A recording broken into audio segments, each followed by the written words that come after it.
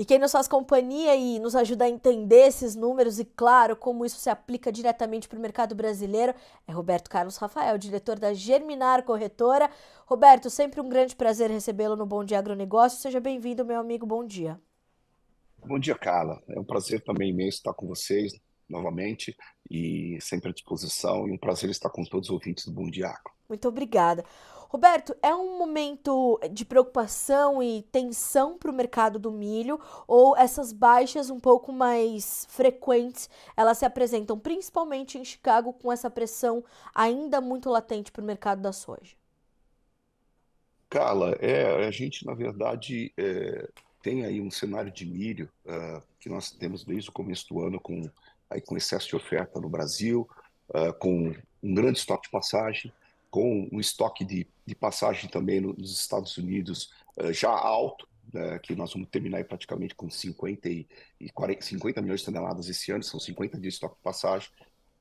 Então, esse relatório do USDA, ele trouxe principalmente aí um aumento de estoques de passagem da soja, e nós tivemos aí uma queda muito forte da soja hoje novamente, e isso faz com que, na verdade, a soja, numa situação como essa, também acaba trazendo um pouco milho. Apesar que, se você pegar na semana passada, se você pegar essa relação soja-milho, estava em 2,5, 2,55, e agora ele já está próximo de 2,4, né? Então, ou seja, é aquela relação onde, na verdade, você tem algo ao redor de 2,2, 2,3, que leva o produtor ao plantio de uma safra de milho em detrimento de soja, ela começa a se ajustar. Então, acho que é isso que nós vamos ver. Na verdade, ao longo aí desse ano, é um estreitamento disso, que a gente vê que também o cenário da soja agora apresenta uns estoques muito altos e provavelmente a gente tem aí essa queda um pouquinho mais acentuada da soja e o milho, na verdade, se alinhando aí para alguma coisa entre 2,3 e 2,2, que seria mais ou menos o histórico aí para uma definição de safra para ser um pouco maior de milho. Mas a safra americana para o ano que vem vai ter que conviver com esse cenário de estoques altos, tanto do milho como da soja. E isso reflete, né? Reverbera aqui no Brasil, porque acaba que Chicago fica sem força nesse momento para nos passar um preço melhor como base para as nossas exportações. Então, se a gente ter um aquecimento nos preços em Chicago, já é um fator extremamente importante para a formação de preços aqui na exportação brasileira, que fica aquém da necessidade para uma melhora dos preços, né? Então, aí fica muito mais à mercê de dólar ou, eventualmente, alguma demanda adicional, sei lá, um direcionamento maior, talvez, de China para o Brasil do que para os Estados Unidos, né? Isso tudo vai depender também das próximas eleições americanas, mas assim, fica um cenário realmente de estoques muito altos e que isso acaba segurando os preços a nível de preços na Bolsa. Chicago.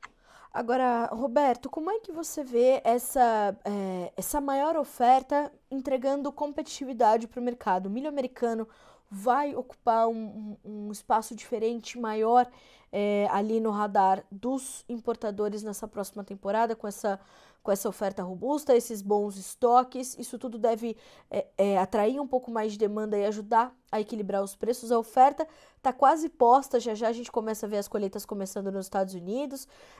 Como é que você entende que como essa oferta vai chegar ao mercado internacional, como vai atrair os olhares da demanda a partir daqui? Na verdade, a oferta dos Estados Unidos, ela já está, vamos dizer assim, incomodando o preço aqui para o produtor brasileiro, porque nós estamos falando de um estoque muito alto Sim. de passagem, né, como a gente estava falando aí, dessa safra que se termina agora em 31 de agosto. A entrada da nova safra, ela vai trazer esse impacto de uma oferta maior. Os Estados Unidos hoje ele tem uma condição de preço melhor do que a safra brasileira, tanto que a gente percebe que os Estados Unidos vem avançando nas exportações deles uh, nesse ciclo, e a gente deve ter, por exemplo, em relação ao ano passado, onde o Brasil foi o primeiro colocado em exportações de milho no mundo, né, com 55 milhões de toneladas, e os Estados Unidos ficou abaixo disso, nós temos agora de novo a volta dos Estados Unidos liderando as exportações mundiais. As exportações previstas aí, alguma coisa ao redor de 57 milhões de toneladas esse ano, contra o Brasil, e para nós precisamos ainda avançar muito na exportação. Nós estamos, nesse momento, com as exportações brasileiras, ainda aquém do que precisaria para chegarmos num nível que, na minha opinião, cara, nós precisaríamos exportar pelo menos 50 milhões de toneladas para termos um estoque mais ajustado na entrada da safra de verão do ano que vem. Sim. Tá? Então, com esses 50 milhões de toneladas, provavelmente terminaríamos aí com algo ao redor de 10 milhões de toneladas em 31 de janeiro, que seriam algo um pouco mais justo, né? Agora, o que a gente percebe é que as exportações americanas, por uma questão de preço que não atende ao produtor, elas não estão acontecendo no volume que nós precisávamos, né? Só para se ter uma ideia, nós temos até agora, neste ano agrícola, só exportado 7 milhões de toneladas. Por termos uma safra precoce da safrinha, eu acredito que o atraso nosso nas exportações, quando você vê até final de julho, é alguma coisa ao redor aí de 5, 6 milhões de toneladas que a gente já poderia ter mandado a mais das exportações a nível mundiais, só que, evidentemente, os preços não estão atendendo a classe produtora. O produtor, ele tem segurado, você veja que, na verdade, nós estamos com uma oferta, de uma certa forma, equilibrada no mercado, né? Porque nós temos, às vezes, alguns avanços pontuais da exportação, quando você tem principalmente um cenário de pico de dólar, um cenário de Chicago melhorando, mas em alguns momentos ela esfria. Ela está numa operação que eu costumo dizer meio que vagalume, né? Uma hora ela vem, vai, faz um bom volume, daqui a pouco os fatores que podem melhorar preços diminuem, aí não agradam o produtor e o produtor não vem para venda. Ele está segurando seu produto. Isso vai impactar provavelmente em estoques maiores, né? A gente, cada vez mais estamos distante de conseguirmos exportar o que nós precisaríamos, que seria 50 milhões de toneladas. A Conab fala em alguma coisa ao redor de 35 milhões de toneladas. É interessante que o USDA ontem falou em 50 milhões o Brasil exportando, mas os estoques de passagem do USDA estão aquém do que eu acho que são a realidade. E hoje nós temos os números da Conab, né? Então, nós precisamos que, na verdade, para o produtor, o ideal seria avançar nessa exportação. Só que os preços estão ok, e aí fica um cenário complicado. Você tem o milho físico, mas não tem o disponível comercial. Então, isso, certamente, a safra americana, com a entrada dela, ela já está atrapalhando o excesso que tem da safra passada, mas agora a colheita da nova safra, isso impacta no mercado internacional e há um direcionamento para a safra americana, porque os preços estão mais convidativos que o preço no Brasil hoje. Agora, Roberto, diante disso, e preocupa quando você traz essa informação, né, de que o Brasil está distante de exportar aquilo que precisaria, pelo menos esses 50 milhões de toneladas para desinchar um pouco esse mercado, o que poderia trazer qual seria o outro ponto de equilíbrio para o mercado brasileiro? Uma demanda interna talvez um pouco mais pujante, ou ainda assim seria difícil de amenizar esse momento de pressão muito intensa sobre as cotações? Olhando especificamente para o mercado brasileiro, quais são os seus pontos de alerta, além dessa condição naturalmente das exportações, como você bem pontuou, traz essa preocupação adicional, porque temos gostei desse termo também, dessa operação vagalume, né? Uma hora vamos bem, outra hora nem tanto, faz bons volumes ou nem tanto, para equilibrar essa irregularidade, portanto, das nossas exportações, o que poderia ajudar o mercado brasileiro nesse momento? Olha, Carla, na verdade, essa questão do excesso de produto que nós temos no Brasil, a gente vem tratando, tanto vocês, eu, em muitas entrevistas que nós demos aí para o Notícias Agrícolas, a gente vem tratando sobre essa preocupação dos excedentes que nós temos. Se não tivesse o enxugamento desse excedente, nós não teríamos resposta nos preços. E isso está acontecendo desde o começo do ano, né?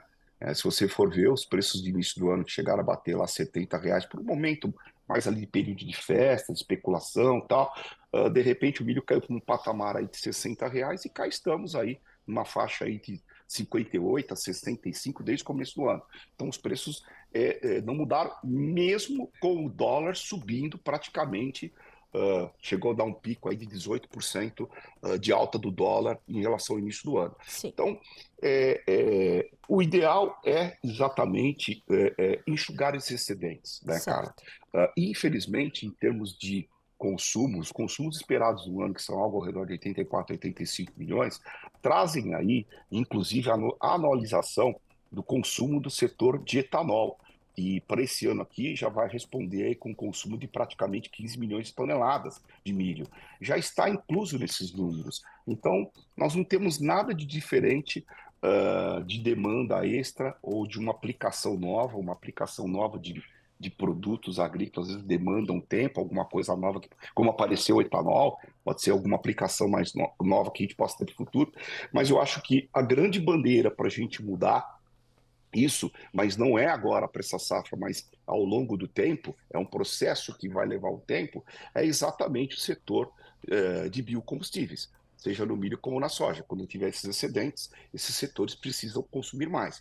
Então, a gente tem aí um represamento, na minha opinião, sempre falo sobre isso, em alguns países, principalmente na Ásia, que andaram segurando a utilização de biocombustíveis na mistura, né, com gasolina, e eu acho que isso pode, ao longo de um tempo, ir melhorando, mas não é da noite para o dia. Então, infelizmente, cara, a gente não tem absolutamente nada assim de novo que possa acontecer. O que nós temos no cenário de hoje é o produtor, que eu diria, vamos dizer, capitalizado, porque o produtor brasileiro ele tem a possibilidade de fazer uma safra e safrinha, né?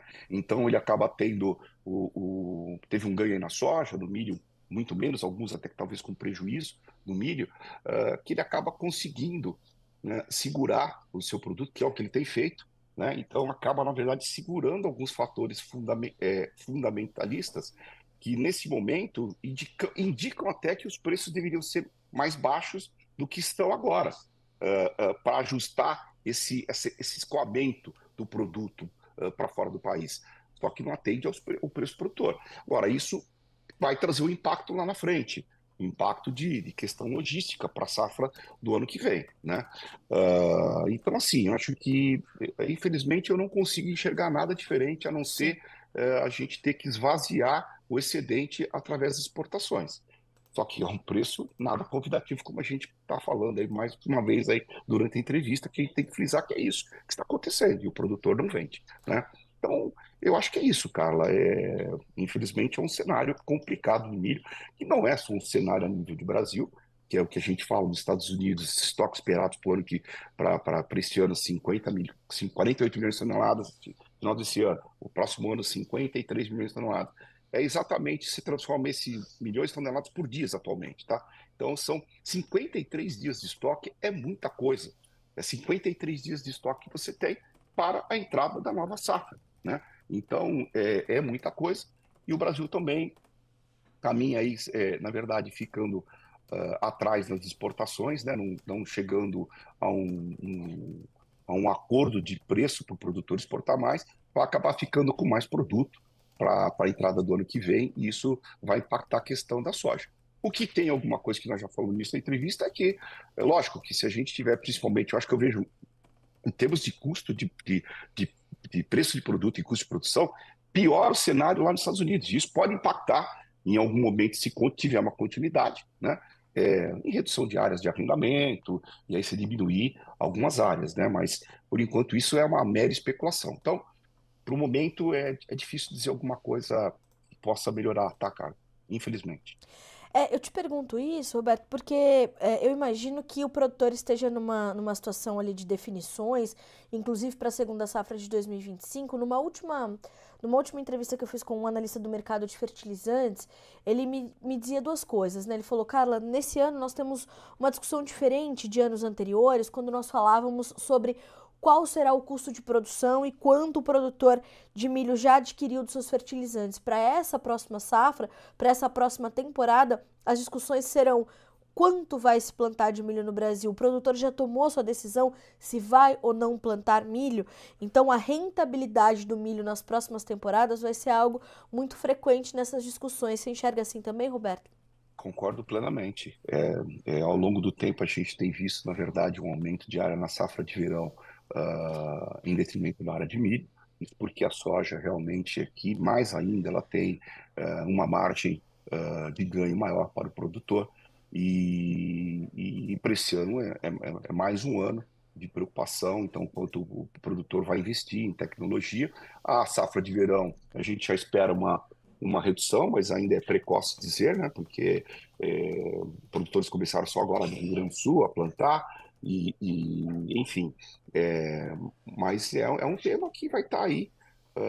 A soja também, infelizmente, nesse momento não tem um preço como o produtor espera, mas, na minha opinião, ainda o produtor ele tem um lucro na produção de soja, né? Então, eu acho que é um tema que vai estar aí, viu, Carla? Então, temos que ver o que vai ser essa definição de safra, apesar de já uma expectativa de uma pequena redução na safra de milho, na safra de Roberto, verão. você vê uma diminuição também? Esse ano nós já vimos essa diminuição acontecer na área de segunda safra de milho em função dos problemas também que foram registrados na soja, né?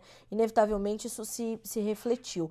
Agora, você vê o produtor, mesmo que não tenha problemas climáticos na segunda safra de milho, ele também olhar para algumas culturas alternativas, porque também nos últimos meses nós trouxemos aqui uma matéria bastante detalhada sobre como o produtor vai buscar alternativas para essa segunda safra no pós-soja. Então, olhou bastante para o algodão nessa temporada, alguns olham para ou sorgo ou gergelim, enfim. Eles vão tentar equilibrar essa área também nessa segunda safra com essas culturas alternativas. Isso também pode se tornar mais frequente diante desse cenário do milho? Olha, para a segunda safra, eu acho que a gente pode ter, na verdade, também, de novo, né, uma preocupação com os custos de produção, então baixar um pouco a tecnologia. Sim, questão do algodão, acho que sim. A parte do sorgo, ele, na verdade, ele é um produto que é alternativo, ele tem o mesmo destino, né? Sim. E o sorgo foi até bom você citar, porque, na verdade, o sorgo, há 3 anos atrás, a gente tinha 2 milhões de toneladas de produção. Agora nós temos 5 milhões de toneladas, né? 4,5 a 5 será esse ano, né? E a gente, nós percebemos que há um direcionamento, principalmente de grandes integradoras, e incentivar, inclusive, a produção do sorgo, tanto que o sorgo, normalmente, quando você entra na colheita, na safra dele, você já tem um grande volume já comercializado para o mercado interno, tá?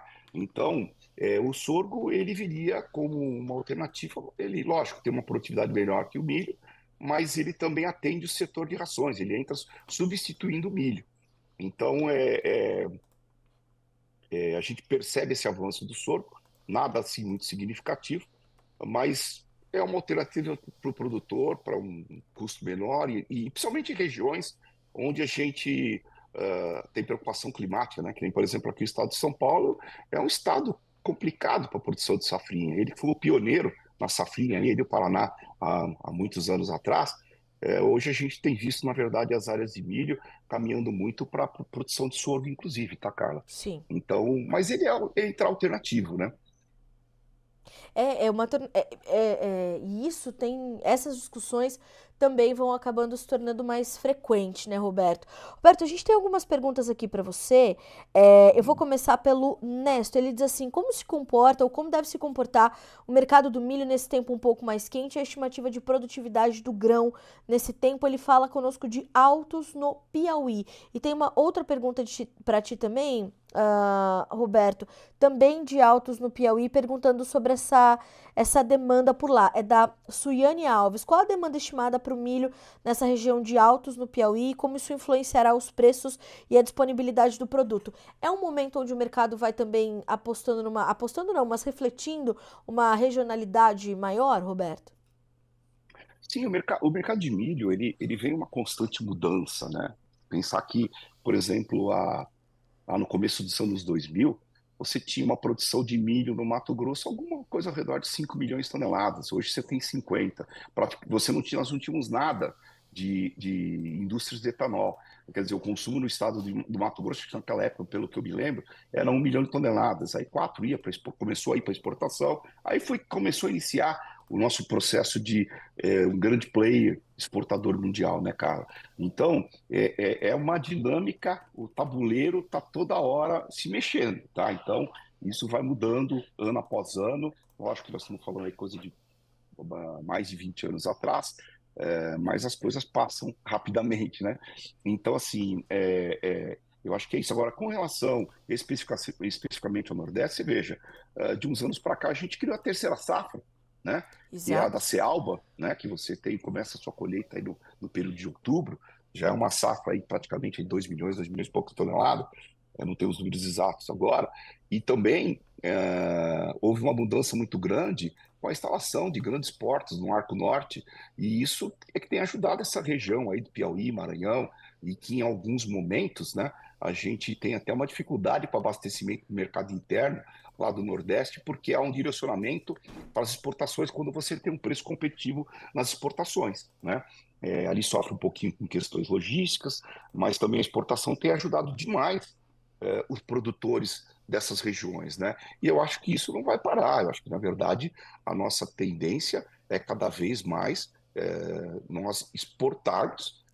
E sei lá, não sou um especialista no mercado de combustíveis, mas quiçá teremos daqui a pouco também alguma indústria de etanol que vai me ajudar ainda mais ainda se chegar por lá, porque essa é o setor que cresce efetivamente no consumo do milho.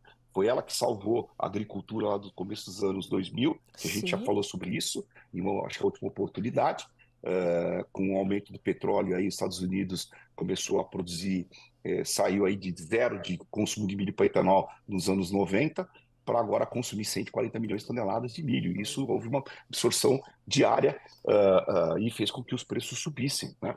Você pegar preços lá dos anos antes dos anos 2000 em Chicago do milho e da soja, nós estamos praticamente o dobro desses valores, apesar que você teve uma inflação também. Mas, enfim, eu acho que esses setores podem colaborar para a melhora também nos preços na região aí nordeste do país. e é interessante, né, Roberto? Os dados da Conab acabaram de sair, você, né, você Uhum. adiantou para nós que hoje nós teríamos, e de fato, né, eles destacam aqui a questão dessa diminuição da produtividade e também a área de milho. A Conab diz o seguinte: aliada à perda de produtividade, a área destinada para o milho também foi reduzida, tanto na segunda como na primeira safra do grão, o que influencia uma menor expectativa de colheita, e a produção total esperada para o ciclo 23-24 é de 115,7 milhões de toneladas, 12% inferior à temporada passada. Como é que você enxerga esse número da Conab? 115,65 milhões de toneladas. Tá praticamente em linha com o número do mês Dos. passado, né, Carla? Sim. Eu ainda não tô com o pessoal meu tá pegando todas essas informações. Daqui a pouco eu vou ver qual que seria o número de exportação. Não sei se você tem aí, mas Deixa eu buscar aqui. a gente, na verdade, tá em linha com o do mês passado. A Conab, ela tá com um número um pouco inferior da média das consultorias no Brasil, né? Então, você tem números aí até de 126 milhões de toneladas de safra total, né? Exato. Nós, particularmente aqui, para mim, para meus cálculos, principalmente estoque passagem, que é uma informação extremamente relevante, para mim, forte direcionador para os preços dos grãos, né? Então, é nisso que o produtor também tem que, ele mesmo, ter essas informações e Sim. ele ter o seu posicionamento, a sua ideia, porque às vezes, muitas vezes, a gente vê muitas informações meio que truncadas no mercado, né? Então, assim, é, é, eu acho que eles estão consolidando os números, né? Que eles vinham refletindo de um tempo para cá, vieram subindo, né? De uns 2, 3 meses para cá. Então, a gente não tem um relatório com nenhuma surpresa nesse momento da Conab, né? Então, é, é aquilo. Eu acho que a gente tem realmente uma grande safrinha de milho e que a gente precisa ter esse excedente para exportação. Infelizmente, é aquilo que a gente fala, a questão de preço hoje não ajuda. O câmbio também é um outro fator que, nesse momento, o produtor tem que tomar atenção, porque ele subiu bem, agora ele está num momento em que ele está retraindo, né? Ah, em função principalmente aí de sinais de possibilidades de redução da taxa de juros norte-americana, e vai trazer com que haja um enfraquecimento do dólar mundialmente, não só aqui no Brasil. Apesar que aqui a gente tem algumas questões políticas, algumas coisas, principalmente uma questão preocupada com o arcabouço fiscal, que às vezes acaba dando uma melhora mais no câmbio. Mas eu acho também, em algumas entrevistas, eu tenho dito que a gente, por ter uma reserva muito boa, não dava para a gente acreditar em números exagerados que estavam sendo falados no mercado, né, cara? Sim. Então, esse é um ponto. Então, a informação de mercado que a gente está falando, que o produtor tem que ficar atento, eu acho que é extremamente importante, e foi algo até eu tive fazendo a semana passada. Eu estou fazendo um curso de análise política e teve dois dias de imersão em Brasília e tive a oportunidade de ir na FPA, na Frente Parlamento. Parlamentar da Sim, Agropecuária. E e foi muito interessante que nós fomos recebidos, porque os parlamentares não estão lá, é a maior bancada, que a gente sabe, do Congresso, mas não estavam lá porque entrou recesso, mas tivemos a oportunidade de estar com diretores que nos recepcionaram lá, era um grupo de 15 pessoas, e eu, particularmente, por ser da área, botei 2 pontos que eu acho que foi interessantes, um deles até anotado, um dia talvez a gente também possa falar um pouco mais sobre isso, mas o que eu iria falar um pouquinho também sobre a questão da informação de mercado que nós colocamos para ele. O quão importante que nós precisamos melhorar essas informações de mercado. A Conab, para mim, seria o departamento ou o agente com a melhor informação do mercado. exato. Hoje nós temos empresas de consultoria que têm informações melhores do que a Conab, na minha opinião, e precisariam melhorar muito os trabalhos deles para que a gente tenha boas informações para que o produtor possa realmente refletir e se posicionar. Uma delas que eu briguei já, tenho falado muito, falei em entrevistas, já fiz, na verdade, posicionamentos também em reuniões com o Conab, e dessa vez eu coloquei para eles que a necessidade do nosso país ter uma informação principalmente da questão de exportação. Hoje nós somos fortíssimos na exportação. Então, por exemplo, o Brasil é o único país que não tem a informação do que está comercializado para o ano agrícola. Nós só sabemos aquilo que está sendo embarcado, como ontem, por exemplo, saiu aí que nós tivemos uma exportação na primeira semana aí de agosto, nos primeiros dias, de 2 milhões de toneladas.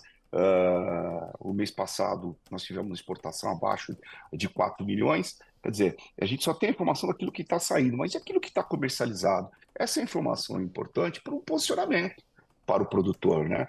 É para o produtor e até para a área de consumo, para saber o que está acontecendo, o que a gente tem de expectativa do que está sendo exportado, até para ser um termômetro. Poxa, se nós estamos um pouco atrasados na exportação, ó, temos que acelerar um pouquinho. Ou Sim. não, se nós estamos com uma exportações bem avançada, então o mercado interno precisa correr atrás de preço, pagar melhor para poder ficar o produto no país.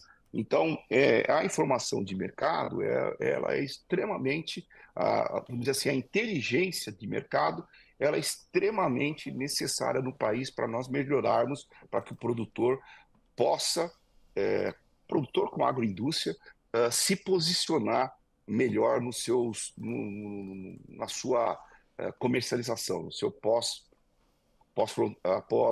porteira, tá? Então, acho que é algo que a gente precisa melhorar muito no Brasil aí. Assino embaixo. Assim, ó, 100%. Acho que informação de mercado, comunicação no mercado é um insumo tão importante quanto os demais, viu, Roberto? E é isso que vai É. fazer o produtor se destacar e se diferenciar dos seus pares. Para complementar a informação que você pedia, as exportações esperadas pela Conab de milho são de 36 milhões de toneladas, Roberto. Então é um número bastante distante daquilo que a gente precisaria. Vejamos como o mercado vai correr, né, meu amigo? Pois é, dentro da minha análise, considerando aquilo que eu te falei de 119 milhões de toneladas, se você for falar, for só 36 milhões de toneladas, só dessa diferença ficaria 14 milhões de toneladas a mais, além dos estoques previstos, que a Conab deve ter diminuído um pouquinho os estoques de passagem previsto.